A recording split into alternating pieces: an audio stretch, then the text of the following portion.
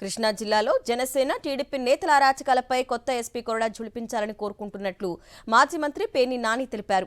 గత ఎస్పీ కారణంగా station house ఆఫీసర్లు రాజకీయ వ్యవస్థకు తలొగ్గారని, ఏకపక్షంగా వ్యవహరించడానికి అలవాటైపోయారని అన్నారు.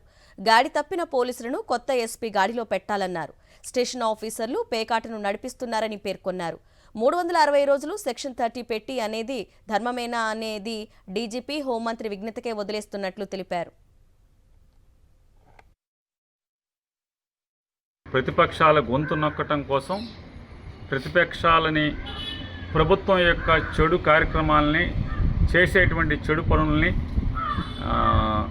వెలుగులోకి చూడకుండా ప్రజలకు చేరకుండా ఉండటం కోసం ప్రభుత్వం ఈ సెక్షన్ 30 అనే చట్టాన్ని దుర్వినియోగం చేసుకోవచ్చు, అడ్డగోలుగా వాడుకోవచ్చు. అంటే పైనుంచి డీజీపీ గారు సెక్షన్ 30 అమలు చేయండి అని ఆదేశిస్తే ఏఎస్పీ అని చేసేది ఏముంటుంది, చేయడానికి ఏముండదు. కాబట్టి సెక్షన్ 30 పెట్టడం అంటే 360 రోజులు సెక్షన్ 30 పెట్టడం అనేది ధర్మమా, అది ఔచిత్యమా అనేది పెద్దలు అంటే జిల్లాలో వీళ్ళు ఏం చేస్తారు, జిల్లా అధికారులు కానీ లేకపోతే డిఎస్పీనో సిఐ ఎస్ఐ ఏం చేస్తారు, వీళ్ళు ఏం చేయలేరు.